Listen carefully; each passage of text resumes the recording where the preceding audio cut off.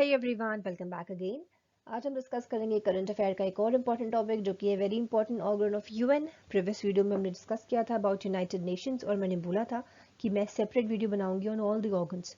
तो आज first organ को डिस्कस करेंगे जो कि है United Nations General Assembly UNGA। हम डिस्कस करेंगे कुछ बहुत ही important basic pin points which are very important for your exam perspective. Let's start the video. सबसे पहले हम आ जाते हैं कुछ वेरी बेसिक इन्फॉर्मेशन के ऊपर कि UNGA है क्या। UNGA is main and primary organ of the UN। ठीक है, UNGA को आप समझ लीजिए जितने ऑर्गन हैं उसका सबसे बड़ा भाई, क्योंकि ये सबसे इंपॉर्टेंट है एंड सबसे प्राइमरी ऑर्गन है किसका, यूनाइटेड नेशंस का। It deals with policy making, जितनी भी पॉलिसीज होती है ना यूनाइटेड नेशंस में, उसमें पूरा हाथ होता है किसका, United Nations General assembly. It deals with the policy making. It is a representative body headquartered eight New York. Headquarter कहाँ है, न्यूयॉर्क में है। रिप्रेजेंटेटिव बॉडी मतलब बड़े सारे देशों को रिप्रेजेंट करता है, जितने भी मेंबर्स हैं उन्हें रिप्रेजेंट करता है। कौन, यूनाइटेड नेशंस जनरल असेंबली, बड़ा भाई। Its powers, composition, function and procedures are mentioned in chapter 4। ठीक है, चैप्टर 4 में इसकी powers, composition, function and procedures mention है। Chapter 4 of UN Charter. कितने मेंबर्स हैं total, 193 members are there and criteria क्या है, वन स्टेट वन वोट। हर एक देश को एक वोट डालने का मौका दिया जाएगा। It initiates discussions, debates and initiates peaceful arbitration of disputes among member nations। जितनी भी देश हैं, जितने भी मेंबर्स हैं 193, अगर आपस में किसी की कोई लड़ाई चल रही है, किसी कोई इशू चल रहा है, लाइक फलस्तीन इसराइल का कोई इशू चल रहा है और इंडिया पाकिस्तान का कोई इशू चल रहा है, तो उन इश्यूज के ऊपर डिस्कशन करते हैं। ठीक है, कोई सपोज कोई लड़ाई हो गई तो उसके ऊपर डिस्कशन होगा, उसके ऊपर डिबेट्स होंगी, लेकिन बहुत ही पीसफुल तरीके से। लड़ाई झगड़ा नहीं करना, बहुत सॉर्टेड तरीके से डिस्कशंस होते हैं।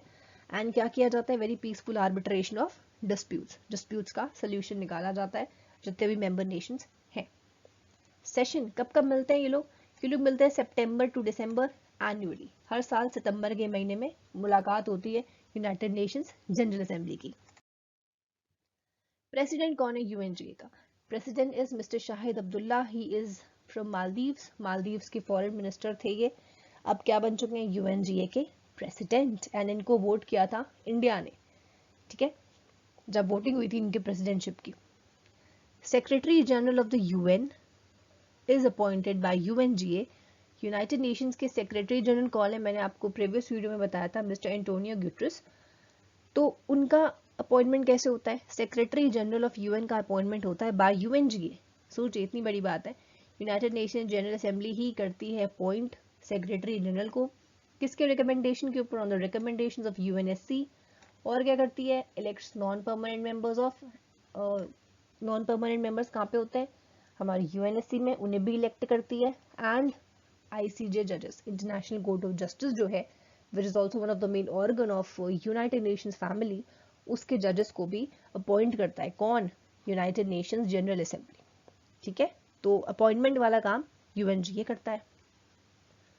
The first session of United general assembly, सबसे पहला सेशन, क्योंकि 1945 में यूनाइटेड नेशंस का जन्म हुआ था, तो सबसे पहला सेशन 1946 जनवरी के महीने में हुआ था। कहाँ पे हुआ था, in the Methodist Central Hall London में। And included representative of 51 nations. उस टाइम पर सिर्फ 51 देश हुआ करते थे, यानी 51 देशों ने क्या किया था, रिप्रेजेंट किया था अपने आप को। And first session United Nations का कहाँ हुआ था, in the Methodist Central Hall London में। एंड डेट 1946 है। UNGA also approves the budget। Budget वाला काम भी UNGA में ही होता है। And decides how much money each member state must pay to run the organisation. और डिसाइड करता है कि हर एक स्टेट को कितने पैसे देने हैं, किसकी कितनी फंडिंग होगी। तो मतलब पैसे से रिलेटेड भी सारा काम हो गया। इलेक्शंस इन द UNGA, अगर पूछा जाए कि UNGA में इलेक्शंस का क्या आर्टिकल है, तो it is section 15 of rules of procedure for the general assembly. ठीक है, इस रूल का सेक्शन 15 डील करता है with the elections in UNGA। Okay, then comes Taiwan Donald to China. अच्छा, ये है कि ताइवान क्यों नहीं इतना रिप्रेजेंटेटिव है UNGA में, क्योंकि because of China, China is one the permanent member, तो उस वजह से वो ताइवान को डिनाई कर देता है। एंड पैलेस्टीन का भी आपने देखा होगा, पैलेस्टीन एंड इसराइल का क्या इशू चल रहा है। तो पैलेस्टीन का स्टेटस जो है वो थोड़ा सा कंट्रोवर्शियल है। Palestine and Vatican city speak but can't vote, ठीक है, ये ऑब्जर्वर है एक तरीके के, बोल सकते हैं बट वोट नहीं कर सकते Palestine. On the failure of UNSC, अगर कभी भी यूएनएससी फेल होता है, यूएनजीए विल टेक ओवर, मतलब कि यूएनजीए टेक ओवर करेगा। इट ऑटोमेटिकली मीन्स कि यूएनजीए जो है वो ज्यादा ताकतवर है। UNGA has a power to sanction for violating UN principles, अगर किसी भी देश ने यूनाइटेड नेशंस के प्रिंसिपल्स का वायोलेशन किया, ठीक है, कोई बात नहीं मानी जो कि रूल्स बाइंडिंग है, उन्हें नहीं माना, तो उनके ऊपर कार्रवाई हो सकती है। यूनाइटेड नेशंस बजट कंट्रीब्यूशन, अगर आप यूनाइटेड नेशन के मेंबर हैं तो उसमें कंट्रीब्यूट करना इज कंपलसरी, ठीक है, पैसे तो देंगे ही। While it is voluntary in the case of UNESCO, WHO, UNHRC, UNICEF, अगर इन स्पेशलाइज एजेंसी या जो इसके जो ऑर्गन्स हैं, फर्दर जो बॉडीज हैं, एजेंसीज है सॉरी, अगर आप इनमें कुछ कंट्रीब्यूट करना चाहते हैं, दैट इज थॉरली वॉलंटरी, उसे आपकी मर्जी है, चाहे तो कर सकते हैं चाहे तो ना करें। बट अगर आप मेंबर है यूनाइटेड नेशंस के तो उस केस में आपको जो कंट्रीब्यूशन है वो करना कंपलसरी हो जाता है। It discusses reports from other organs, अब देखिए रिपोर्ट्स भी डिस्कस की जाती है जो कि बाकी ऑर्गन्स है, उन सबकी रिपोर्ट्स का डिस्कशन भी यूएनजीए में होता है, प्लस फंडिंग का डिस्कशन भी यूएनजीए में होता है। Then comes adoption of any resolution, अगर कोई भी रेजोल्यूशन पास हो रहा है तो उस रेजोल्यूशन को पास कराने के दो तरीके हो सकते हैं। पहला है कंसेंसस, मतलब एग्रीमेंट देखा जाता है, इसमें वोटिंग नहीं होती, सिर्फ और सिर्फ एग्रीमेंट देखा जाता है कि कौन कौन एग्री है, हाँ हाँ भाई फलाना फलाना एग्री है, ओके चलो पास कर देते हैं। एंड सेकेंड तरीका है वोटिंग, ठीक है, so there are two ways, consensus and voting. Venezuela and Libya, ये दो ऐसे देश हैं जिन्हें डिबार किया गया है, जिन्हें रोका गया है, वो वोटिंग नहीं कर सकती। क्यों नहीं कर सकती भाई? Due to non payment of dues, कोई उन्होंने ड्यू का पेमेंट नहीं किया होगा, तो वेनेजुएला और लीबिया जो है वो डिबार हो चुके हैं वोटिंग करने के लिए। वेनेजुएला के ऊपर मैंने एक बहुत इंपॉर्टेंट वीडियो बनाई थी, इस देश में है 10 लाख का नोट, ये है वीडियो का थंबनेल, चाहे तो करंट अफेयर्स वाले सेक्शन में जाके देख सकते हैं, बहुत अच्छा वीडियो है, वेरी नॉलेजेबल। तो वेनेजुएला और लीबिया जो है उनको तो वोटिंग का राइट नहीं दिया गया।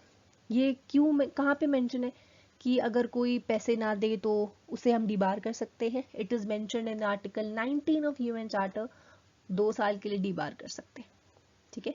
सो these two countries are been debarred for 2 years, vote नहीं कर सकते।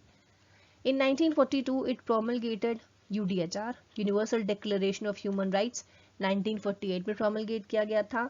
And in 1950 it initiated uniting for peace resolution, ठीक है। यूनाइटिंग फॉर पीस रेजोल्यूशन कब लेकर आया था यूएन? 1950 में, एंड यूडीएचआर लेकर आया था 1948 में।